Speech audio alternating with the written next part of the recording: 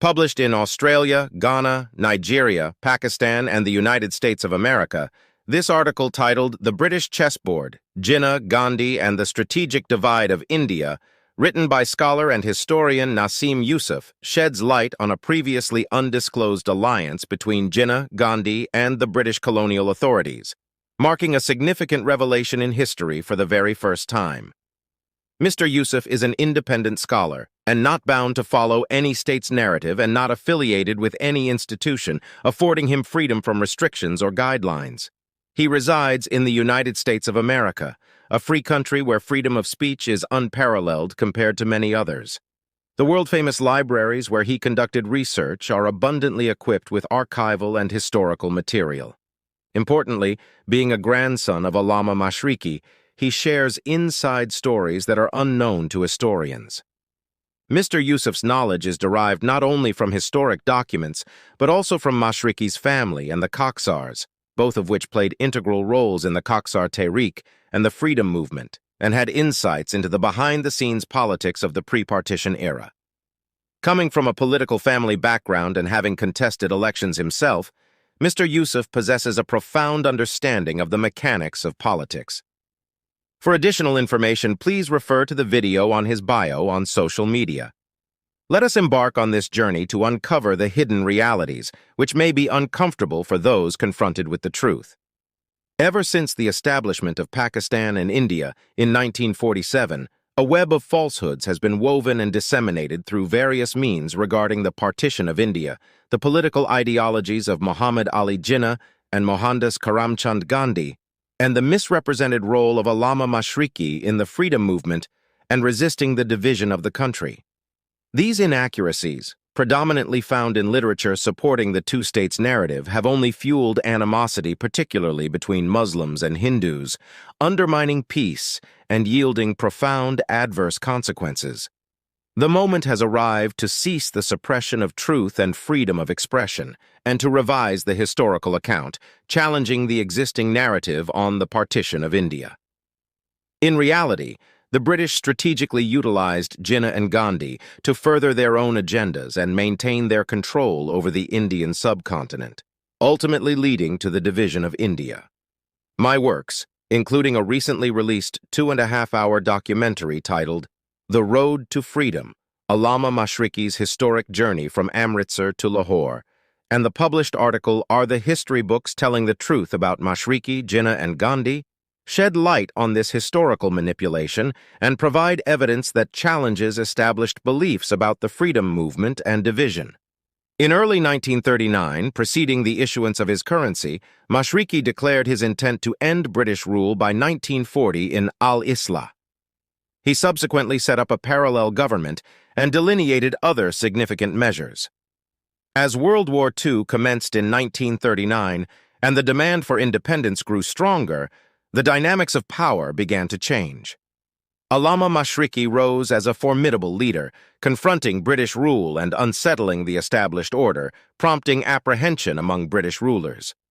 This shift significantly affected both Jinnah and Gandhi, who were seen as potential allies by the British. Despite Jinnah's limited popularity and influence across India during that time, the British recognized him as the sole Muslim leader. Concurrently, Gandhi's significance grew with his non-violent resistance, aimed at protecting British rule, aligning well with British interests, especially given Mashriqi's objectives of overthrowing British rule. The strategic elevation of Jinnah and Gandhi by the British, along with their extensive media exposure, indicates the rulers' intent to use them to serve their own objectives, following a historical pattern of aligning with individuals who supported their agenda. Mashriqi's plan necessitated the advancement of the divide-and-rule policy to sustain British dominance in the Indian subcontinent. Jinnah was tasked with advocating for a separate homeland, leading to the adoption of the Lahore Resolution, later Pakistan Resolution, in 1940. Simultaneously, Gandhi was entrusted with opposing the division of India, effectively fueling communalism and diverting public attention from the overarching demand for independence. Such delicate agreements were typically not formally documented. To sustain the British Raj, the arrest of Mashriqi was crucial. In this endeavor, the support of Jinnah and Gandhi was sought, which proved advantageous, bolstering the importance of Jinnah and Gandhi with the rulers and safeguarding their own political careers.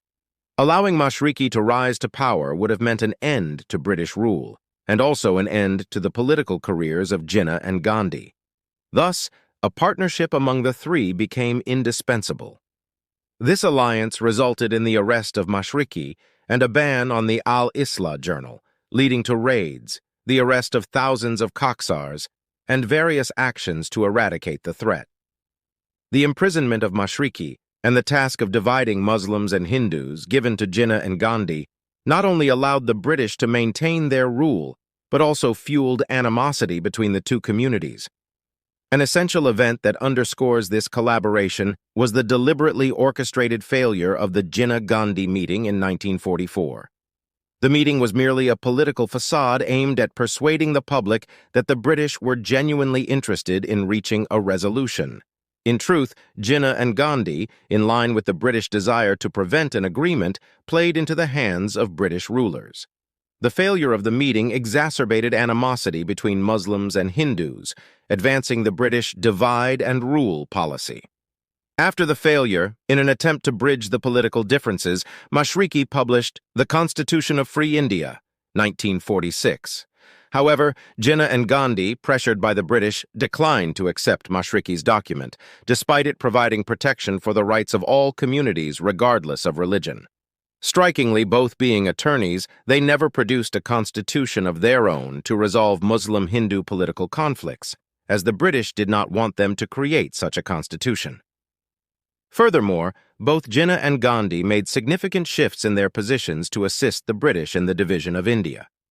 Jinnah accepted the partition of Punjab and Bengal without resistance, aiming to become the founder and Governor-General of Pakistan. In contrast, Gandhi transitioned from advocating for a united India to swiftly accepting division and persuading others to do the same, indicating their alignment with British objectives. This serves as substantial evidence confirming the existence of a partnership between Jinnah, Gandhi, and the British, carefully concealed. The question of why Jinnah and Gandhi became pawns in the hands of the British can be traced back to their lack of grassroots support. Their survival in the political arena depended on the backing provided by the British rulers. Both Jinnah and Gandhi were well aware that if they did not assist the British, their political careers would crumble and their prominent positions would come to an end. Their willingness to seek the transfer of power and accept the partition of India on British terms, without resistance and without a clear understanding of the boundaries of Pakistan and India, serves as a resounding testament to their dependence on British support. In contrast, Allama Mashriki, who commanded the largest army and had substantial grassroots backing, chose not to collaborate with the British. This decision was resented by the rulers and clearly demonstrates that he did not rely on British assistance for his prominent position. In the post-partition era, Jinnah and Gandhi received extensive recognition and promotion through various means, such as academic conferences, literature, research funding, and the erection of statues and memorials. Notably, even Queen Elizabeth II and Prince Philip paid their respects at Jinnah's grave and Gandhi's memorial, underscoring their association with the British establishment. Gandhi's legacy continues to gain prominence, evident in the accolades conferred upon him by British leaders like Prime Ministers Boris Johnson and David Cameron. Statues in his honor now adorn various countries, and the substantial amounts garnered through auctions of Gandhi's memorabilia highlight the widespread recognition and reverence for him. Recent tributes from G20 leaders in September 2023 further emphasize this recognition, albeit overlooking the fact that his actions, along with those of Jinnah, led to the deaths of up to 2 million people, as well as widespread rapes and enduring consequences, even decades after the partition in 1947. The souls of those who were victims of the political decisions of Jinnah, Gandhi, and a few others must surely be in agony and pain as they witness world leaders honoring Gandhi. This situation not only signifies hypocrisy in the global promotion of Gandhi's non-violence, but it also neglects the violence inflicted upon Muslims, Hindus, Christians, and people of other faiths during the partition. Even in the present day, the world, including India, does not adhere to Gandhi's principles of non-violence. If Gandhi's methods were as effective as they are often touted to be, then the world should earnestly adopt them and cease the manufacturing of weapons and engagement in wars. Moreover, the fervent promotion of Gandhi by pivotal powers aims to encourage other nations to embrace his passive and submissive methods. However, this advocacy for nonviolence on the international stage, championed through Gandhi's ideals, stands in stark contrast to the aggressive actions these influential nations readily engage in, revealing profound two-facedness in their global stance. Digging deeper into this perspective, it becomes increasingly astonishing how the devastating toll of killings and rapes during India's partition, often attributed in part to the roles of Jinnah and Gandhi, seems conspicuously absent from the focus of world powers, human rights groups, and activists. Remarkably, there are no annual commemorations dedicated to the victims of this tragic chapter in India's history, encompassing Muslims, Hindus, Sikhs, Christians, and other non-Muslims. Moreover, the extraordinary reverence bestowed upon both Jinnah, according to a news report, Jinnah's statue is to be erected in London, and Gandhi, particularly by the British, sheds light on their elevated status as British allies. This scenario stands as an unparalleled anomaly in human history, where the former rulers of British India extend such honor to individuals who ostensibly played significant roles in the dissolution of their own rule. The question is, why do the UK and pivotal powers actively promote Jinnah and Gandhi? In addition to the reasons given earlier in this piece, the answer is simple: to perpetuate the political conflicts between Jinnah and Gandhi, thereby justifying the partition. Furthermore, this supports hindering any chance of reunification among Bangladesh, India, and Pakistan, which is not in the interest of any world power. Conversely, the British establishment and other influential powers actively suppressed the legacy of Allama Mashriqi, a brilliant thinker and one of the greatest minds the world has ever witnessed. His aim was to unite humanity, encouraging research to establish a connection or even potentially shake hands with the Creator. His goal was to redirect human energy towards research, development, and progress, rather than channeling energies and resources into the production of lethal weapons. Mashriqi's ideologies surpassed those of Gandhi. Mashriqi's role in the freedom movement and ending British rule is much greater than that of Jinnah and Gandhi, a topic that warrants a dedicated work. Yet, he remains suppressed because his ideas challenge the interests of powerful nations driven by self-interest, and they refuse to acknowledge that Mashriqi played a significant role in ending British rule due to their ego and vested interests. Nevertheless, the deep-seated British resentment and deliberate suppression or distortion of Mashriqi's pivotal role in the independence movement emphatically affirms his leading role in winding up British rule. For instance, the research libraries of British academic institutions are replete with material related to Jinnah and Gandhi. However, the extensive records and contributions of Mashriqi, spanning from 1930 until his passing in 1963, are conspicuously absent from these repositories. Even his historic publication, Al-Islah Journal, remains noticeably absent from their research libraries. Furthermore, while the British had the resources and inclination to film Jinnah and Gandhi on numerous occasions, including their funerals, they notably neglected to document even Mashriqi's funeral, despite it being one of the largest gatherings in both the East and the West. Another telling disparity can be observed at the University of Cambridge, which has not established any scholarships, released photographs, created chairs, or erected a plaque on its premises to honor Mashriqi, a figure who made significant contributions to academic history at the university. History shows that Jinnah and Gandhi's methods couldn't bring freedom. In fact, their strategies are absent in contemporary quests for independence. Only the naive could embrace such a narrative. Crediting them is merely upholding a prevailing myth. Given this, investing time in writing, reading, or discussing their politics is utterly futile. Moreover, delving into Jinnah and Gandhi's conflicting politics perpetuates the divisive divide-and-rule strategy, worsening tensions between Muslims and Hindus and negatively impacting Pakistan-India relations. Abandoning this approach is crucial for achieving lasting peace.